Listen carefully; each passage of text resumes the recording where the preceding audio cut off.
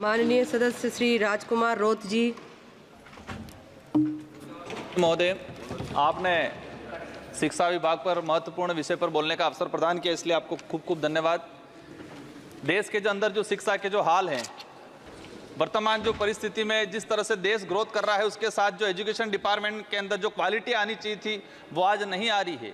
आज हम सब जब यहाँ हैं, मैं आज एसटी कैटेगरी से आता हूँ, यहाँ पर आया हूँ, इसके पीछे दो कारण हैं। एक तो मेरे समुदाय का प्रमाण पत्र और दूसरा एजुकेशन। अगर एजुकेशन नहीं होता तो मैं आज यहाँ तक पर नहीं पहुँच पाता।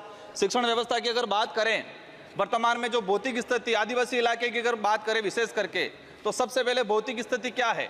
वहाँ पर कमरे नहीं है, बिल्डिंग नहीं है, चार दीवारें नहीं है। शिक्षण व्यवस्था, वहाँ पर अध्यापक नहीं है। हम बड़ी बड़ी बात कर लेते हैं, हम कहते हैं देश ग्रोथ हो रहा है, ये हो रहा है, विकास की ओर जा रहा है, लेकिन मैं आज दावे के साथ कहता हूँ कि देश के आदिवासी इलाके के अंदर जब बारिश होती है तो 70% विद्यालय को खाली कर दिया जाता है, क्योंकि वो बिल्डिंग बैठने के लायक नहीं है। आज देश के ये हालात है। मैं राजस्थान के दक्षिणी इलाके से आता हूँ, संसदीय क्षेत्र बांसवाड़ा से, वहाँ पर 78% आदिवासी बाहुल्य क्षेत्र हैं। वहाँ पर मेरे उस इलाके के अंदर हायर एजुकेशन हो या अपर एजुकेशन हो, उसमें स्थिति ये बनी हुई है कि एक एक कमरे के अंदर, सभापति महोदय, मैं मंत्री महोदय के ध्यान में लाना चाहूँगा कि देश के उस ऐसा कोना भी है जहाँ पर 3-3, 4-4 क्लास के बच्चे एक रूम में बैठते हैं, 6वीं, 7वीं, 8वीं, 9वीं, और हम दावा कर रहे हैं कि देश को गति की ओर, प्रगति की ओर ले जा रहे हैं, अमृत महोत्सव की ओर ले जा रहे हैं।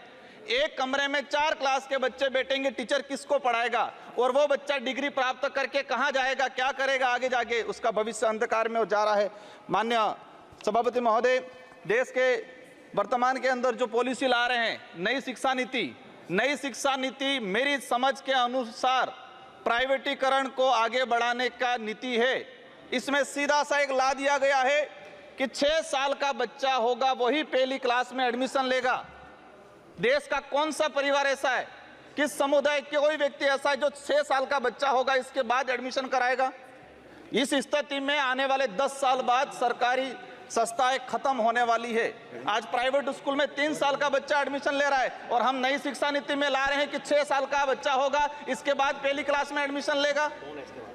कहाँ जाएगा वो? इस स्थिति में आने वाले समय में सरकारी सिस्टम खत्म करने की जो नीति ला रहे हैं वो कहीं न कहीं घातक है। माननीय सभापति महोदय, देश के अंदर जो गति है, नवोदय विद्यालय और केवी, हम मानते हैं कि देश के अंदर जो ब्यूरोक्रेसी है, कोई भी व्यक्ति को आने का अवसर मिला है वो नवोदय है, लेकिन जो वर्तमान में स्थिति बनी हुई है कि जो केंद्रीय विश्वविद्यालय है, इसमें 8,88,000 आवेदन आए। पूरे देश के जो केंद्रीय विद्यालय, इसमें 8,88,000 प्रवेश कितनों को मिला है?